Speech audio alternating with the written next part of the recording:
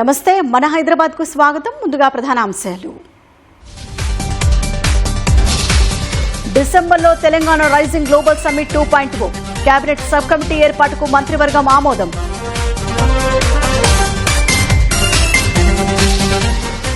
Green city Hyderabad సాధనకు కొత్త ప్రణాళిక. ఆటోలను ఈవీలుగా మార్చేందుకు 200 కోట్లతో పథకం. హెచ్ఎండీఏకు టీడీఆర్ సర్టిఫికెట్ల జారీ బాధ్యతలు ఆన్లైన్లోనే ప్రాసెస్ చేయాలన్న పురపాలక శాఖ. స్వాతంత్ర్య వేడుకలకు సిద్ధమైన గోల్కొండ.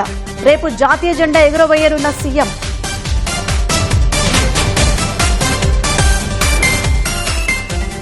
సమస్యలకు కేర్ ఆఫ్ అడ్రస్ గా వెంగళరావు నగర్ డివిజన్.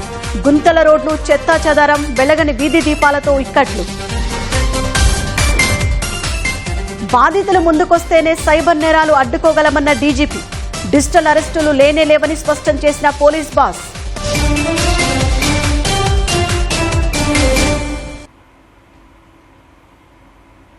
క్యూర్ పరిధిలో 18,000 ఎలక్ట్రిక్ ఆటోల కొనుగోలుకు ₹1,50,000 సబ్సిడీ ఇవ్వాలని ప్రభుత్వం నిర్ణయం తీసుకుంది.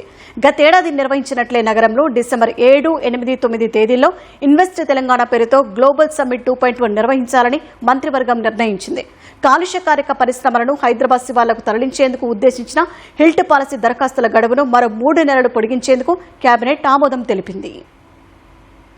సీఎం రేవంత్ రెడ్డి అధ్యక్షతన సచివాలయంలో సమావేశమైన మంత్రివర్గం తెలంగాణ రైజింగ్ గ్లోబల్ సమ్మిట్ 2.0 నిర్వహణకు నిర్ణయం తీసుకుంది. దాదాపు 3 గంటలకు పైగా సాగిన కేబినెట్ భేటీలో డిసెంబర్ 7, 8, 9 తేదీల్లో గ్లోబల్ సమ్మిట్ 2.0 సదస్సు నిర్వహించాలని నిర్ణయించింది. సదస్సు నిర్వహణకు కేబినెట్ సబ్ కమిటీ ఏర్పాటు చేసినట్లు మంత్రివర్గ భేటీ తర్వాత మంత్రి పొంగులేటి శ్రీనివాసరెడ్డి వెల్లడించారు. ఈ కమిటీకి చైర్పర్సన్ గా భట్టి విక్రమార్క, సభ్యులుగా శ్రీధర్ బాబు, ఉత్తమ్, వివేక్ ఉంటారని తెలిపారు. గతేడాది కంటే ఘనంగా గ్లోబల్ సమ్మిట్ నిర్వహించాలని, ఈసారి ఇన్వెస్ట్ తెలంగాణ థీమ్తో సదస్సు నిర్వహించాలని, డిఫెన్స్, ఏరోస్పేస్, ఫార్మా రంగాల్లో ఉన్న అవకాశాలను చాటి చెప్పేలా జరపాలని తీర్మానించినట్లు వివరించారు. వివిధ రంగాల్లో పెట్టుబడులకు ఉన్న అవకాశాలను ప్రపంచానికి చాటి చెప్పేలా స్టార్టప్ పరిశ్రమలు సాధించిన విజయాలపై ప్రదర్శన ఏర్పాటు చేయాలని కేబినెట్లో నిర్ణయించినట్లు మంత్రి శ్రీనివాసరెడ్డి పేర్కొన్నారు.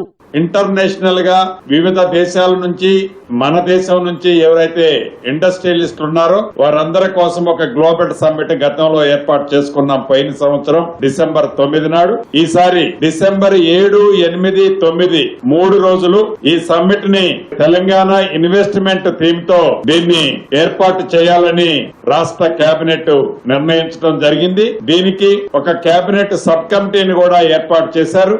మెయిన్ ఫోకస్ ఏదైతే చేస్తుందో డిఫెన్స్ కానీ, ఏరోస్పేస్ కానీ, ఫార్మా రంగానికి సంబంధించిన ఈ 3 సెక్టార్ల మీద ప్రధానంగా ఫోకస్ చేసి దీన్ని హైదరాబాద్ ని మరింత ఈ ఇండస్ట్రియలిస్టులకి దీన్ని హైలైట్ చేసే విధంగా ఈ కేబినెట్ సబ్ కమిటీకి పూర్తి అధికారాలు ఇస్తూ ఈ కార్యక్రమాన్ని రాష్ట్ర ప్రభుత్వ పక్షాన పెద్ద ఎత్తుగా చేయడానికి రాష్ట్ర కేబినెట్ నిర్ణయించడం జరిగింది. క్యూర్ పరిధిలో కాలుష్యాన్ని నియంత్రించి హైదరాబాద్ ను గ్రీన్ సిటీగా మార్చేందుకు మంత్రివర్గం మరో కీలక నిర్ణయం తీసుకుంది. హైదరాబాద్ లో ప్రస్తుతం 18,766 పెట్రోల్, డీజిల్ ఆటో రిక్షాలుండగా వాటిని ఈవీలుగా మార్చేందుకు 200 కోట్లతో ప్రత్యేక పథకం అమలుకు కేబినెట్ ఆమోదం తెలిపింది. ఈ పథకం కింద అర్హులైన ఆటో డ్రైవర్లకు ఒక్కో వాహనానికి గరిష్టంగా ₹1,50,000 సబ్సిడీ అందిస్తారు. ప్రస్తుతం ఉన్న ఆటోకు విద్యుత్ కిట్ అమర్చుకోవటం లేదా పాత వాహనాన్ని స్క్రాప్ చేసి కొత్త విద్యుత్ ఆటో కొనుగోలు చేసుకునేందుకు ఈ పథకం ద్వారా అవకాశం కల్పించనున్నట్లు మంత్రి పొంగులేటి శ్రీనివాసరెడ్డి వివరించారు. హైదరాబాద్ క్యూర్ ప్రాంతంలోని 18,766 ఆటోలు డీజిల్ అండ్ పెట్రోల్ తో నడుస్తున్నాయి. వీటికి రాష్ట్ర ప్రభుత్వం వీటిని ఎలక్ట్రికల్ వాహనాలుగా షిఫ్ట్ చేయడం కోసమని ఒక ఆటోకి ₹1,50,000 సబ్సిడీ ఇచ్చి ఆ అవుట్డేటెడ్ ఆటోలు ఏవైతే వాటితో కాలుష్యం అవుతుందో ఆ కాలుష్యం కాకుండా ఉండే విధంగా ఎలక్ట్రికల్ మోటార్స్ ని ఇతరత్రా ఏర్పాటు చేయడం సబ్సిడీని ఇవ్వాలని కూడా ఈ రోజు రాష్ట్ర ప్రభుత్వం నిర్ణయం తీసుకోవడం జరిగింది. హైదరాబాద్ లో ఉన్న కాలుష్యకారక పరిశ్రమలను నగర శివారులకు తరలించేందుకు ఉద్దేశించిన హిల్ట్ పాలసీ దరఖాస్తుల గడువును ప్రభుత్వం మరో 3 నెలలు పొడిగించింది. దరఖాస్తుదారుల విజ్ఞప్తుల మేరకు అక్టోబర్ 31 వరకు అప్లై చేసుకునేందుకు అవకాశం కల్పించినట్లు పొంగులేటి స్పష్టం చేశారు. చదువుతోనే జీవితాల్లో వెలుగు వస్తుందని, ఇందుకోసమే విద్యా వ్యవస్థను ప్రక్షాళన చేస్తున్నామని సీఎం రేవంత్ రెడ్డి స్పష్టం చేశారు. తల్లిదండ్రుల తరహాలో పిల్లల భవిష్యత్తు కోసం నాణ్యమైన విద్యను అందించే బాధ్యత తీసుకుంటారని హామీ ఇచ్చారు. హైదరాబాద్ నక్లెస్ రోడ్డులోని హెచ్ఎండిఏ గ్రౌండ్స్ లో జ్యోతిబాపులే, సావిత్రిబాయి దంపతుల విగ్రహాలను సీఎం రేవంత్ రెడ్డి ఆవిష్కరించారు. మహనీయుల విగ్రహాలు చూసి వారి త్యాగాలు స్ఫూర్తి పొందాలనే లక్ష్యంతోనే ఈ విగ్రహాలను ఏర్పాటు చేసినట్లు సీఎం స్పష్టం చేశారు. అన్ని వర్గాలు ఒకే చోట చదువు జీవించడం ద్వారా కుల వ్యవస్థ నిర్మూలన సాధ్యమవుతుందన్న రేవంత్ రెడ్డి ఇందుకోసమే యంగ్ ఇండియా స్కూళ్లను ఏర్పాటు చేస్తున్నట్టు తెలిపారు. గత ప్రభుత్వం గొర్రెలను బర్రెలను కాసుకోవాలని చెబితే తమ ప్రభుత్వం విద్యావంతులుగా మారుస్తోందని వివరించారు. ఫీజు రియంబర్స్మెంట్ లో గత ప్రభుత్వ అవకతవకలను మినహాయిస్తే ఈ ఏడాది నుంచి అడ్వాన్స్ గా ఖాతాలో జమ చేస్తున్నామని తెలిపారు. నర్సరీ నుంచి 12th క్లాస్ వరకు మీరు విద్య నేర్చుకోండి. ఏటీసీలు కావచ్చు, ఐటీఐలు కావచ్చు, పాలిటెక్నిక్ కావచ్చు, స్కిల్ యూనివర్సిటీ కావచ్చు, ఇతర సాంకేతిక నైపుణ్యం, ముఖ్యంగా మా ఆడపిల్లలు ఇక్కడ ఉన్నారు. మీరు నర్సింగ్ చదువుకున్నారంటే 2 లక్షల రూపాయలతోని జర్మనీ, జపాన్, సౌత్ కొరియా లాంటి దేశాలలో మీకు ఉద్యోగాలు ఎదురు చూస్తున్నాయి.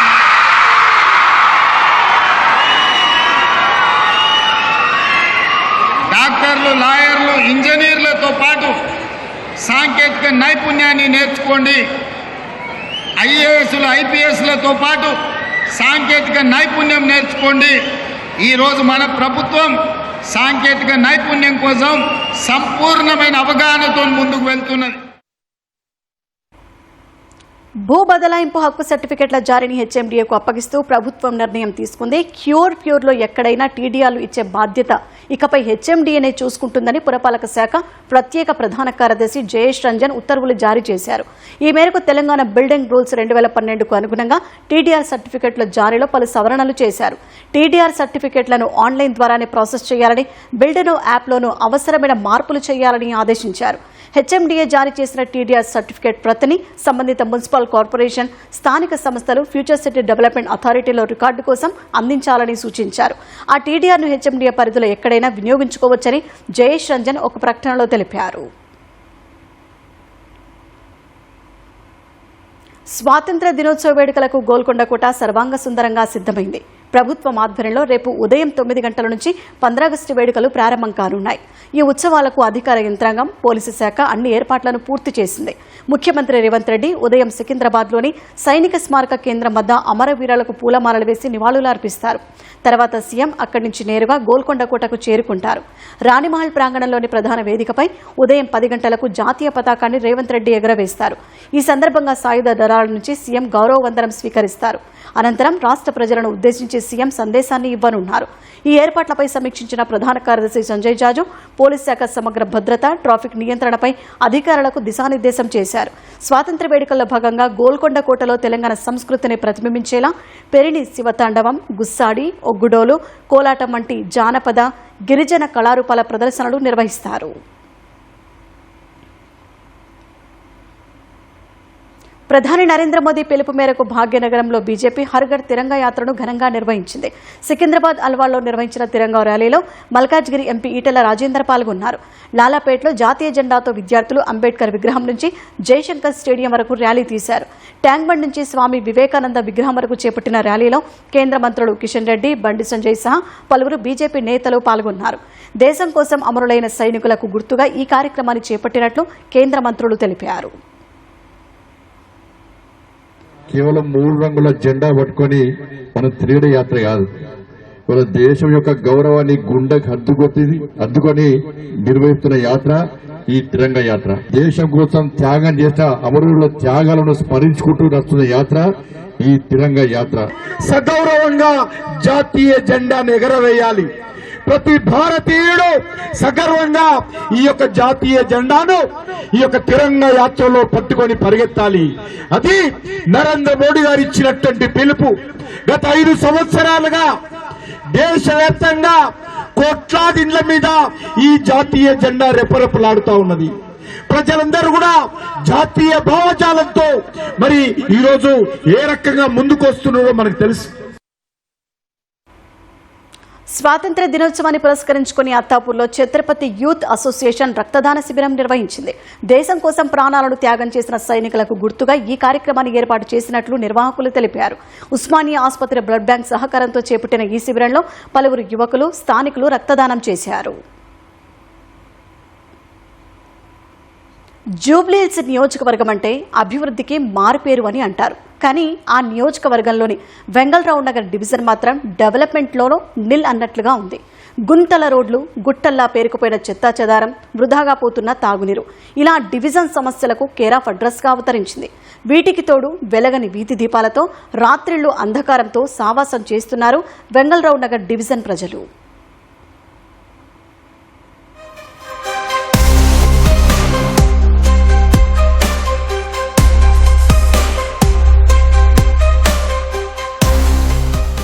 జూబ్లీహిల్స్ నియోజకవర్గంలో ఇటీవల ఏర్పడిన డివిజన్ వెంగళరావు నగర్. పేరుకే కొత్త డివిజన్ అయినా సమస్యలు మాత్రం బోలెడు.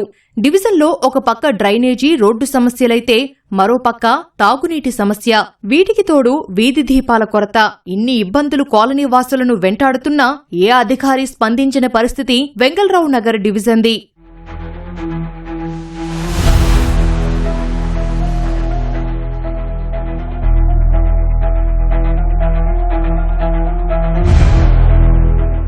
వెంగళరావు నగర్ నుంచి యూసఫ్గూడ మీదుగా అమీర్పేట్ వెళ్లే ప్రధాన రహదారిపై ట్రాఫిక్ రద్దీతో పాటు రోడ్డు సమస్యలతో ప్రయాణికులకు ఇబ్బందులు తప్పటం లేదు. డివిజన్లో పలుచోట్ల డ్రైనేజీలు నిత్యం పొంగిపొర్లుతున్నాయని, మురుగునీరు రోడ్లపైకి చేరడంతో దుర్వాసనతో పాటు దోమల బెడద పెరుగుతోందని కాలనీవాసులు వాపోతున్నారు. పలుచోట్ల తాగునీటి పైప్లైన్లు పగిలిపోవడంతో తాగునీరు రోడ్లపై వృధాగా ప్రవహిస్తోంది. ఈ సమస్యలను అధికారుల దృష్టికి తీసుకెళ్లినా శాశ్వత పరిష్కారం లభించడం లేదని స్థానికులు ఆవేదన వ్యక్తం చేస్తున్నారు. మా కాలనీలో కొన్ని రోజుల నుంచి పెండింగ్ లో ఉన్న వర్కులు కొన్ని ఉన్నాయి. వాటిని త్వరితగతిన చేయాలని అధికారులకు ఎప్పటి నుంచో విన్నపం చేస్తున్నాము. ముఖ్యంగా స్ట్రీట్ లైట్లు అయితే ఒక గత 6 నెలల నుంచి కాలనీలో ఎక్కడ కూడా 50% కూడా స్ట్రీట్ లైట్లు వెలగట్లేదు. చాలా చీకటిగా ఉంది. పబ్లిక్ కూడా చాలా మంది వచ్చేసి మాకు నోటీస్ కి తెలియజేస్తున్నారు. మేము అధికారులకు తెలియజేసాము. ఇప్పటిదాకా లైట్లు రాలేదని వాళ్ళు చెప్పుకొచ్చారు. మొన్న ఈ మధ్య లైట్లు వచ్చినాయి అన్నారు, కానీ ఇప్పటివరకు కూడా మళ్ళీ వర్క్ అనేది స్టార్ట్ కాలే. డ్రైనేజ్ అయితే విపరీతంగా, మీరు ఏ లేన్కి వెళ్ళండి కాలనీలో, ఏ లేన్కి వెళ్ళినా కూడా నడవలేని పరిస్థితి, వెహికల్స్ వెళ్ళలేని పరిస్థితులలో ఉన్నాం. అదే కాకుండా మనకి వాటర్ ప్రాబ్లం చాలా ఉంది. ఈ విధంగా వాటర్ ప్రాబ్లం ఎప్పటి నుంచో ఉంది. వాటర్ పైప్ లైన్స్ వేయాలి అని చెప్తే వాటర్ పైప్ లైన్స్ కాకుండా దానిపై నుంచి రోడ్ వేసేసారు. ఇప్పుడు మళ్ళీ తవ్వాలి అంటే మళ్ళీ రోడ్ ని డిమాలిష్ చేయాలి, మళ్ళీ వాటర్ పైప్ లైన్స్ వేయాలి. మళ్ళీ దోమల సమస్య బాగా ఎక్కువైంది. వర్షాకాలం దోమల సమస్య. ఇవి కాలనీ అనే పేరుకి మాత్రమే, కానీ మీరు చూసుకుంటే ఇక్కడ మొత్తం కూడా లైన్స్, వైరింగ్ మొత్తం చాలా టూ మచ్ గా ఉంది.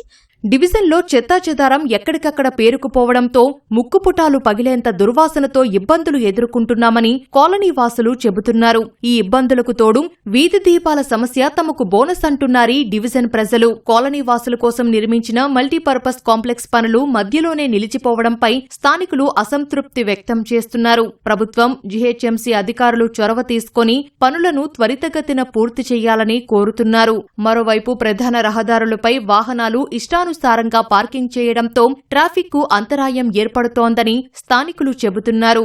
వెంగళరావు నగర్ లో కమిటీ హాల్ ఎప్పటి నుంచో పెండింగ్ లో ఉంది. గత 3 సంవత్సరాల క్రితం అది శాంక్షన్ అయిన కమ్యూనిటీ హాల్ 1 సంవత్సరం తర్వాత వర్క్ జరిగింది.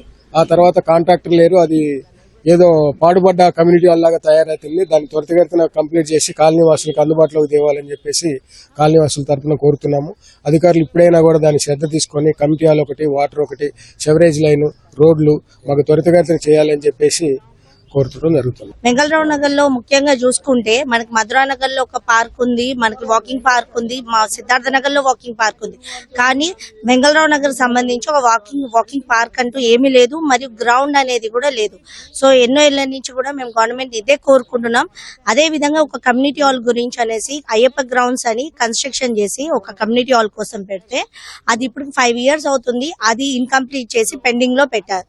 జిహెచ్ఎంసీ ఆధ్వర్యంలో ఉంది అది. కాబట్టి జిహెచ్ఎంసీ ఒకటే కోరిక మాకు, అది మీరైనా కంప్లీట్ చేయండి, లేకపోతే మీరు అసోసియేషన్ కన్నా అప్పచెప్పండి. అసోసియేషన్ బెంగళూరు నగర్ అసోసియేషన్ అది కంప్లీట్ చేసుకొని మేము వాడుకున్నాం. కొన్నేళ్లుగా తమ సమస్యలను అధికారులకు విన్నవించుకున్నా వాటిని పరిష్కరించే నాథుడే కరవవుతున్నారని వెంగళరావు నగర్ డివిజన్ వాసులు ఆవేదన వ్యక్తం చేస్తున్నారు. అధికారులు క్షేత్రస్థాయిలో పర్యటించి సమస్యలకు తక్షణమే పరిష్కార చర్యలు చేపట్టాలని స్థానికులు డిమాండ్ చేస్తున్నారు. జాతినుద్దేశించి రాష్ట్రపతి ద్రౌపది ముర్ము ప్రసంగిస్తున్నారు. ప్రత్యక్ష ప్రసారం ద్వారా చూద్దాం. हुए पेड़ को देखकर तोता पक्षी दुख भरी आवाजों में रो रहा है. हे मेरे भाइयों, मानव संस्कृति रूपी वृक्षों का विनाश होता देखकर हम मानव समाज के लोग विलाप क्यों नहीं कर रहे हैं? इस गीत का संदेश ये है कि सभी मनुष्यों को मानवीय मूल्यों और प्रकृति के संरक्षण के लिए तत्पर रहना चाहिए. एक हरा भरा पेड़ मानव समाज के नैतिक और स्वस्थ रहने का प्रतीक है. एक पेड़ माँ के नाम तथा लाइफस्टाइल फॉर एनवायरमेंट यानी लाइफ जैसे अभियानों की भावना के अनुरूप सभी को पर्यावरण संरक्षण के लिए व्यक्तिगत और सामूहिक प्रयास करना चाहिए. मेरे प्यारे देशवासियों, मुझे ये देखकर बहुत प्रसन्नता होती है कि शिक्षा के क्षेत्र में हमारे बेटियां प्रभावशाली प्रदर्शन कर रहे हैं. साथ ही कृषि उत्पादकता बढ़ाने में योगदान देने वाले ड्रोन दीदी से लेकर वायुसेना में फाइटर कॉम्बैट लीडर बनने तक विभिन्न क्षेत्रों में महिलाओं की भागीदारी बढ़ रही है. हाल ही में ग्लासगो में संपन्न हुए कॉमनवेल्थ गेम्स में भारत के कुल 13 स्वर्ण पदकों में 8 स्वर्ण पदक बेटियों ने जीते हैं. महिलाओं की आर्थिक आत्मनिर्भरता बढ़ रही है. स्वयं सहायता समूह की 10 करोड़ से अधिक महिला सदस्य है. 3 करोड़ महिलाओं को लखपति दीदी बनाने का लक्ष्य तय किया गया था. इस लक्ष्य को प्राप्त किया जा चुका है. अब हमारे देश 3 करोड़ महिलाओं को नई लखपति दीदी बनाने के लक्ष्य की ओर अग्रसर है.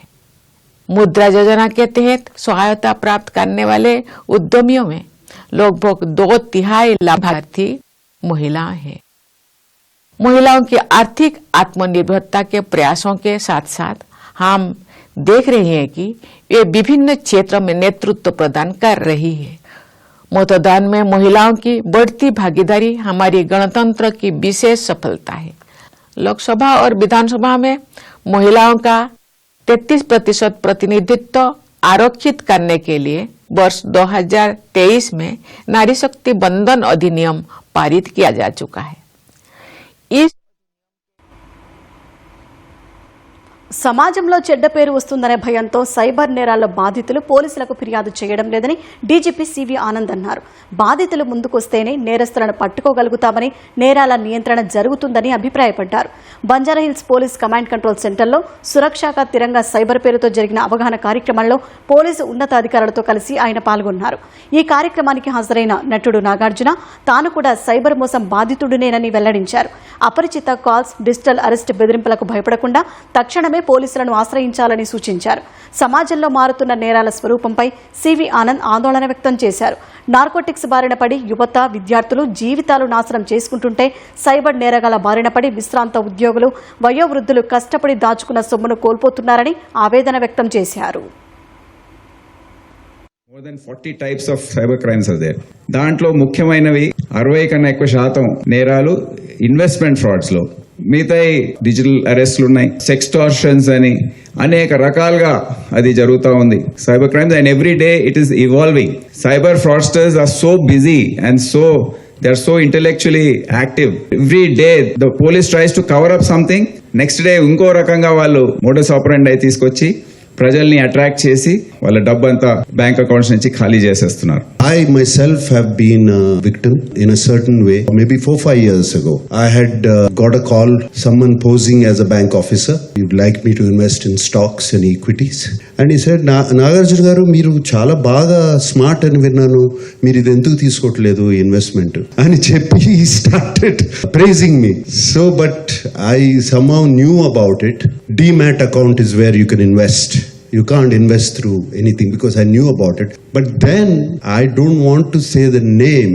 She was actually digitally arrested at home almost for 6 to 7 hours. Relative had a presence of mind. She immediately called the cybercrime department. I'm always worried who will hack into my phone. I actually change my password every 15 days into my own phone. I change my Wi-Fi password at home every 1 month or 2 months because they can hack into it.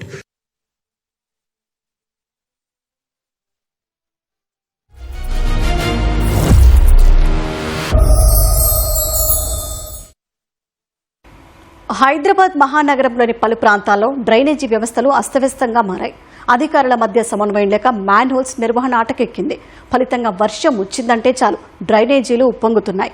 ఈ జాబితాలో పటాన్చెరులోని JP colony సైతం చేరిపోయింది. మురుగు కాలవల్ల దోమలు, ఈగలు, దుర్వాసనతో స్థానికులు రోగాల బారిన పడుతున్నారు. మున్సిపాలిటీ నుంచి సైబరాబాద్ కార్పొరేషన్లోకి మారినా అభివృద్ధిలో మాత్రం ఏ మార్పు లేదని చెబుతున్న జేపీ కాలనీ వాసుల వెతపై ఈటీవీ ప్రత్యేక కథనం.